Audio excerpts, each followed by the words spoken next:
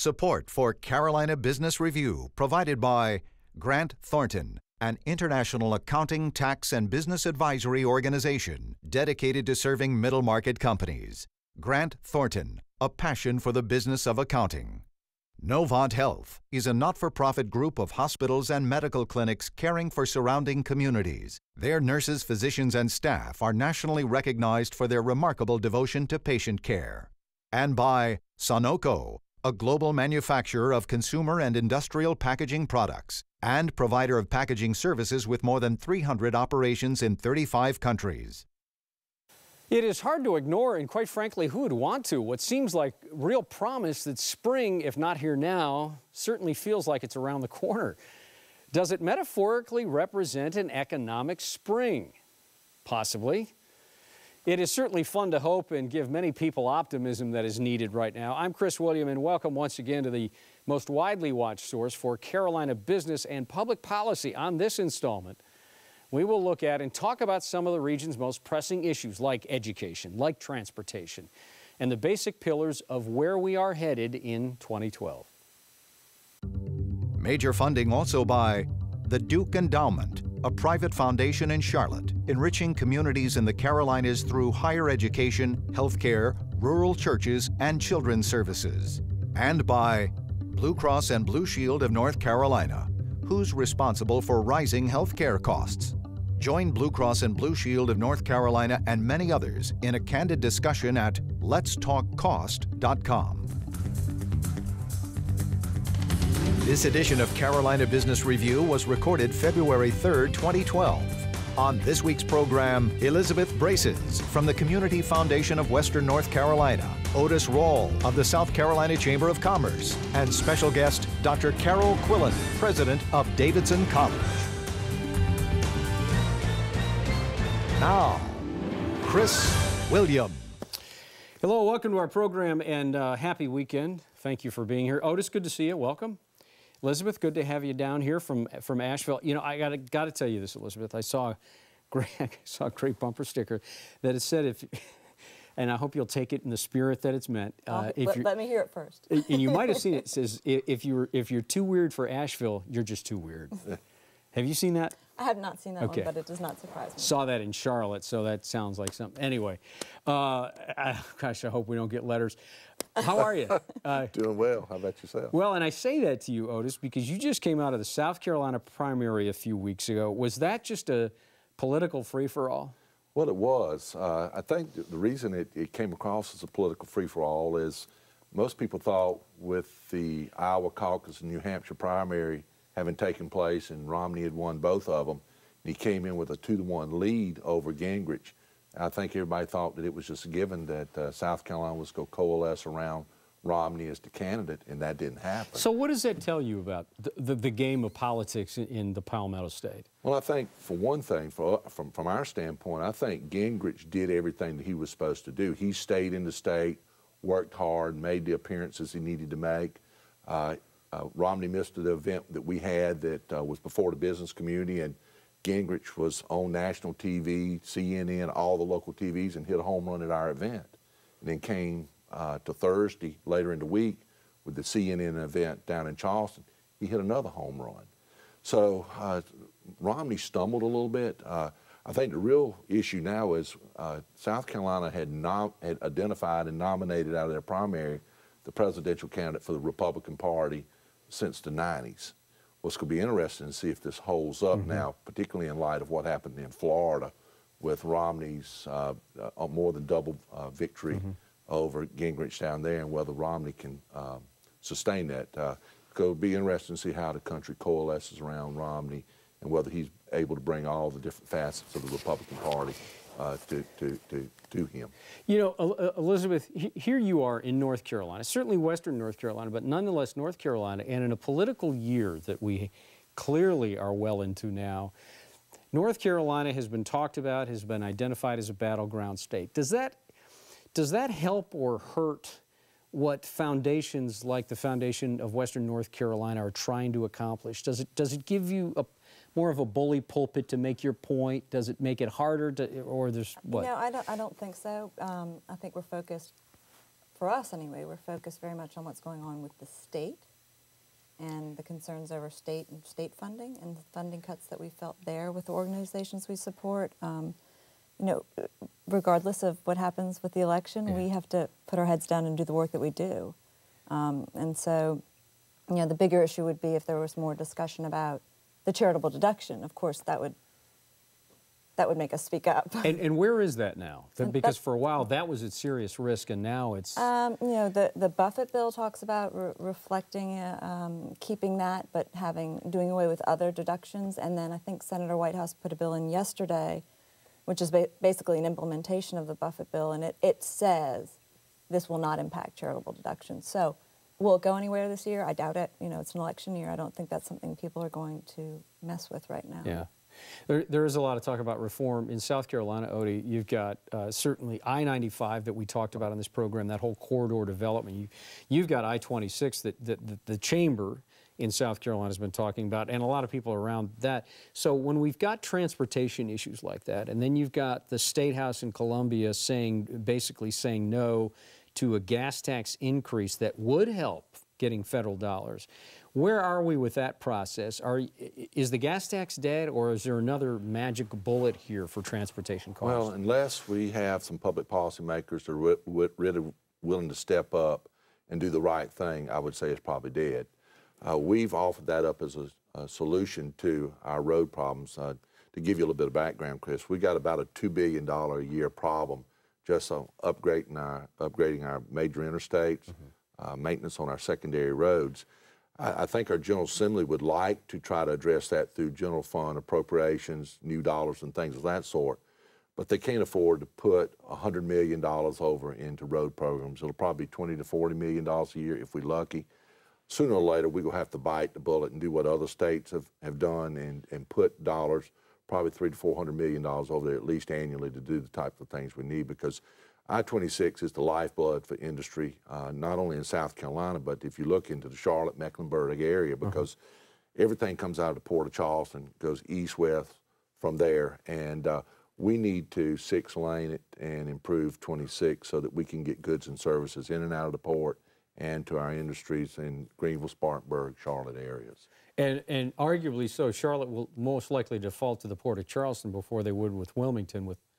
And I don't empirically have those numbers, but I would expect that to be the case. Well, I think what's really going to happen with the post-Panamax ships when they start coming here, South Carolina's going to win because we got an ocean port, we got a deep port, we'll be able to be at 50 feet, we'll be able to handle the post-Panamax.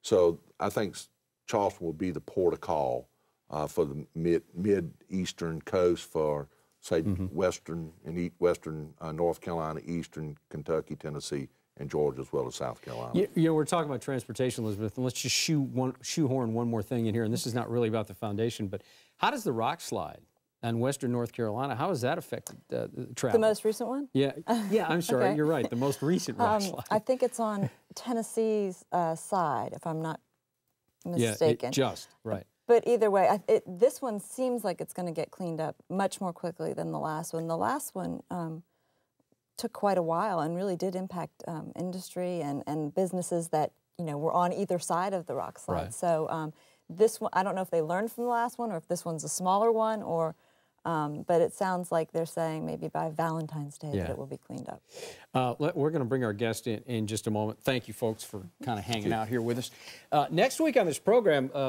you know, the arts, talk about the humanities. You know, we focus so much on the economy and the fiscal challenges that we have that sometimes we forget about the other part of the equation, and that is the humanities. And next week on this program, Dr. Larry Wheeler from Raleigh and from North Carolina Museum of Art.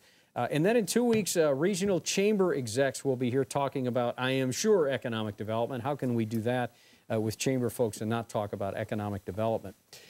Fresh from testimony on Capitol Hill around the affordability of a college education, which seems to get a lot of press and a lot of talk, and not just in the halls of Congress, but around the dining room table. We welcome now Davidson College's newly installed, and I might say, first female president, Dr. Carol Quillen.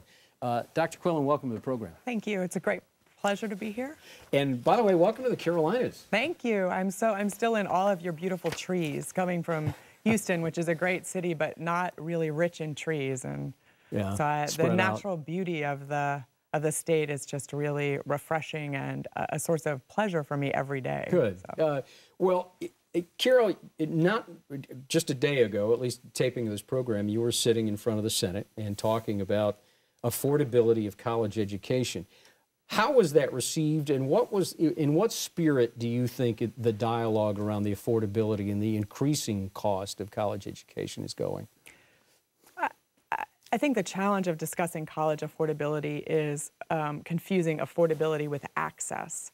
Davidson is really committed to access, and I think that's where that was my role in the conversation in Washington yesterday. The population in this country that now needs college is much more varied than it ever has been before. We're no longer talking about 18 to 22-year-olds. We're talking about adults who had to drop out of school for reasons of debt or family obligations. We're talking about adults who need job retraining because their old skills are obsolete. So there's a whole range of people looking for higher education that were not part of the equation or not as big a part of the equation as they used to be. So I believe the Senate is looking at ways of making that kind of education as available, affordable, and accessible to as many people as possible. So we talked about online education, we talked about community colleges, we talked about the challenges of accreditation for newcomers to the higher ed landscape. I spoke very specifically about Davidson's part in this drive for affordability. Davidson is a highly selective school. It is hard to get into Davidson, and the kids who come in are really talented. And what we do is expensive. It depends upon a low student-faculty ratio so that students and faculty are together engaged in the production of knowledge every day.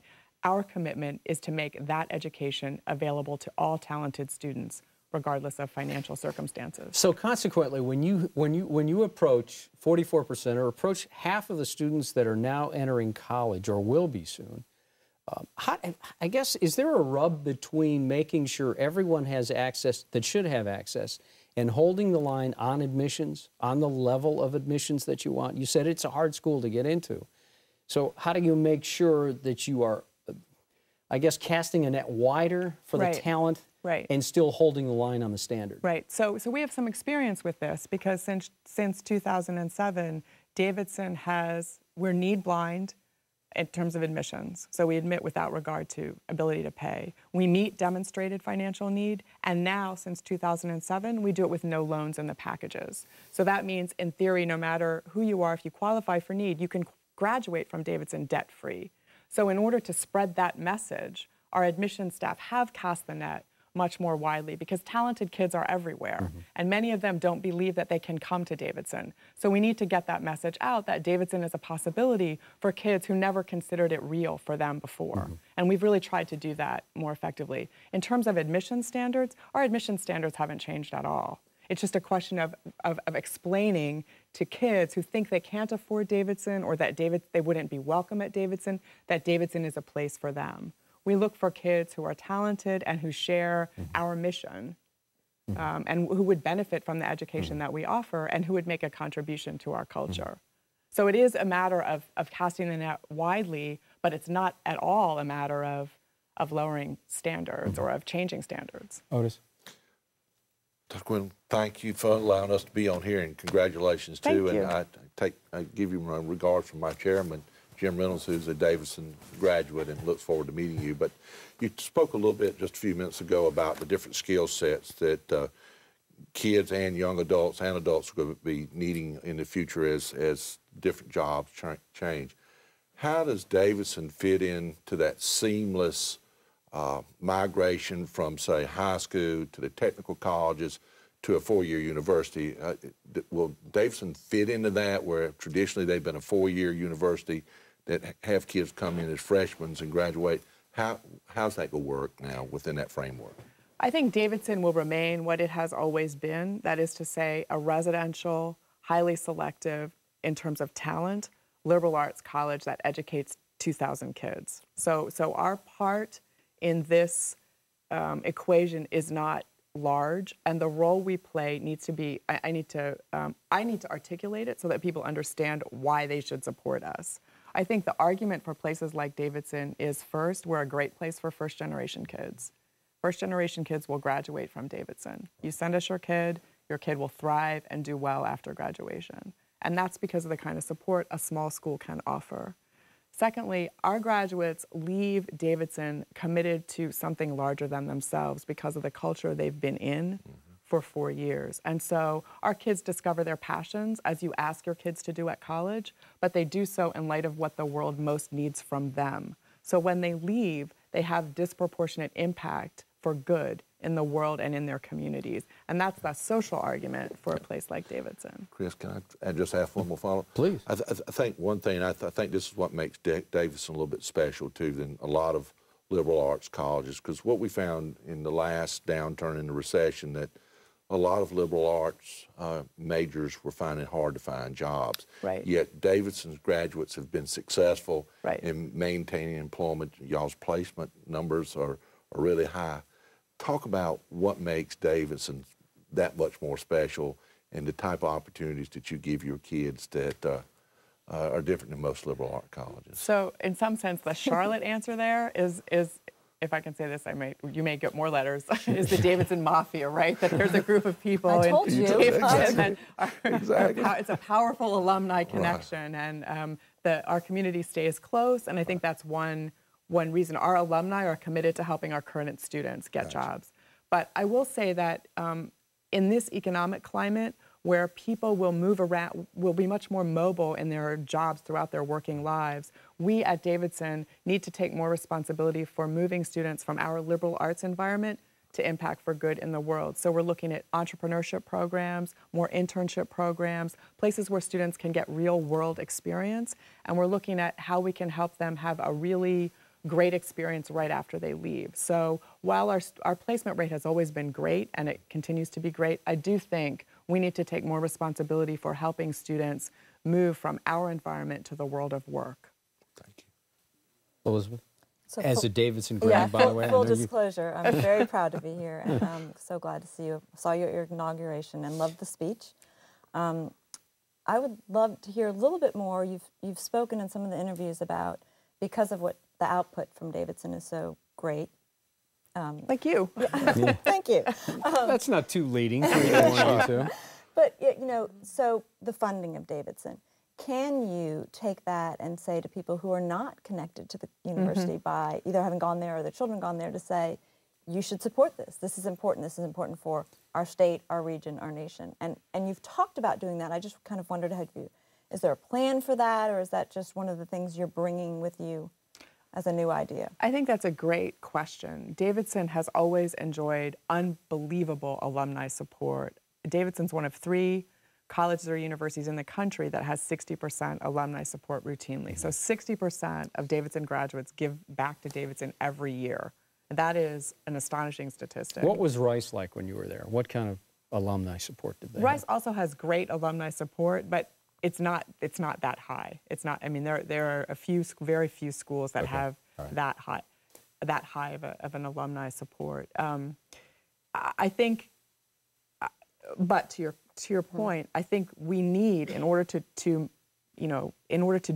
realize our aspirations, we need to attract funding from folks with no prior affiliation to Davidson, both for the benefit of the region, but also for the benefit of first-generation kids that Davidson can educate in this way, right? So if our freshman year retention rate is 96%, we're a great place for your first. We're going to get your kid through that first year, that rough first year, and graduated. I need to make that case. So I need to make the case on a variety of issues. For foundations and individuals and corporations who care about access, I want to make the case that Davidson is the best place for first-generation kids, and you partner with us, and we will slowly change the face of American leadership and make equal opportunity real. But I also want to make the case that you've just made so eloquently about the region and what Davidson can offer to the region, whether it's through producing leaders who are committed also to service, whether it's through creating programs in Charlotte that serve that community in ways we haven't figured out yet, whether it's through providing really awesome interns, postgraduate interns to businesses who need that kind of talent, So we're a draw for talent to this region, and we draw nationally and internationally now. And so I do think figuring out how to, for me, figuring out how to be persuasive and articulate about that benefit is a part of my job. We've talked a little bit to some foundations about the access question. Right. I haven't talked so much to the North Carolina and South Carolina foundations and business community about how we could partner together, but I look forward to doing that. You know, let's bring it down a little bit more micro scale, Carol, with this. You look in Columbia, and you've got USC is a substantial part of the center city, 5 points in that whole area just behind the State House and beyond. You look in Chapel Hill, and it's UNC Chapel Hill is a huge driver of what goes on there. You look at MUSC in Charleston. I mean, you take any major Clemson, and you look at Davidson, and here's a small town, but I would say pound for pound influences public policy in that town more than these other schools do in their organization. So when you've got an organization like Davidson College that is much more than just education and communal support, but now we're talking about Davidson, the town, Davidson, the community, even North Mecklenburg County that you reside in. What kind of responsibility is that, and how is that part of what the mission is at the school? Is that articulated?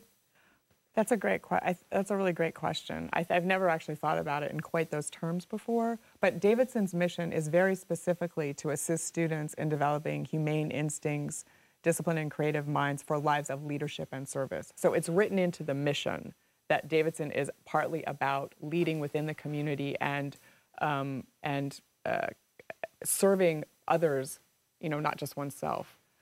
In terms of the relationship between Davidson, the school, and Davidson, the town, that is really close. We're thinking about joint programs we can do together.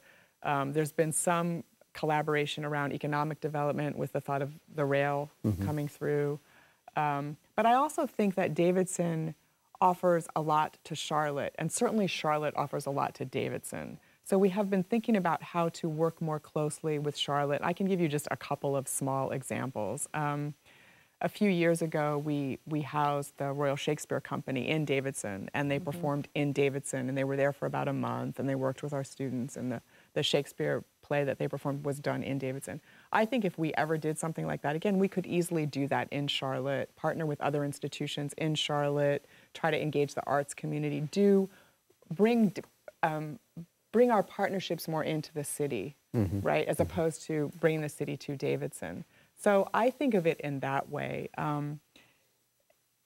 In terms of the specifics about Davidson, the town and the school work together on things like, you know, Davidson's very careful about keeping affordable housing a part of the economic development, green space. We're working together on this collaborative grant that the city got from the CDC around wellness. So there are ways that we can partner. Our kids do a ton of work in local schools, hospices, hospitals, both community service work and research projects that serves the community. So there is a real partnership there and a real sense of responsibility as community members to give back to the community.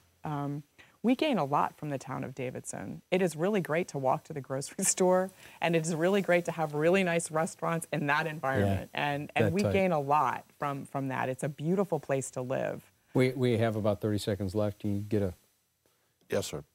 Just one question. What can the presidents of the comprehensive universities and research universities who are getting less state funds learn from the private institutions who depend strictly on foundations and contributions? What can they learn from you? What one thing we're almost out of time? That's not fair. I think there's I think tapping grateful alumni is something that public schools could probably do. I personally believe that North Carolina has such a powerful tradition of keeping flagship public education affordable that there will be a lot of people very interested in that. And that does mean lobbying the legislature, you know, for that, to maintain that level of support. But alumni who are grateful for their education take responsibility and give back. And that, Carol, that's the last word. Thank you. We'll have you back. That wasn't fair to throw that one at you. Thank you for being here, and welcome again. Elizabeth, nice to see you. Thanks for coming back, please. I will. Otis, always nice to have you on the Yes, thank program. you. Thank you. Good night. Till next week. Major funding for Carolina Business Review was provided by the Duke Endowment, a private foundation in Charlotte, enriching communities in the Carolinas through higher education, healthcare, rural churches, and children's services. And by Blue Cross and Blue Shield of North Carolina, who's responsible for rising healthcare costs. Join Blue Cross and Blue Shield of North Carolina and many others in a candid discussion at letstalkcost.com. Grant Thornton, an international accounting, tax, and business advisory organization dedicated to serving middle market companies. Grant Thornton, a passion for the business of accounting. Novant Health is a not-for-profit group of hospitals and medical clinics caring for surrounding communities. Their nurses, physicians, and staff are nationally recognized for their remarkable devotion to patient care. And by Sonoco, a global manufacturer of consumer and industrial packaging products and provider of packaging services with more than 300 operations in 35 countries. And by viewers like you. Thank you. Promotional consideration provided by Business North Carolina Magazine. For more information, visit carolinabusinessreview.com.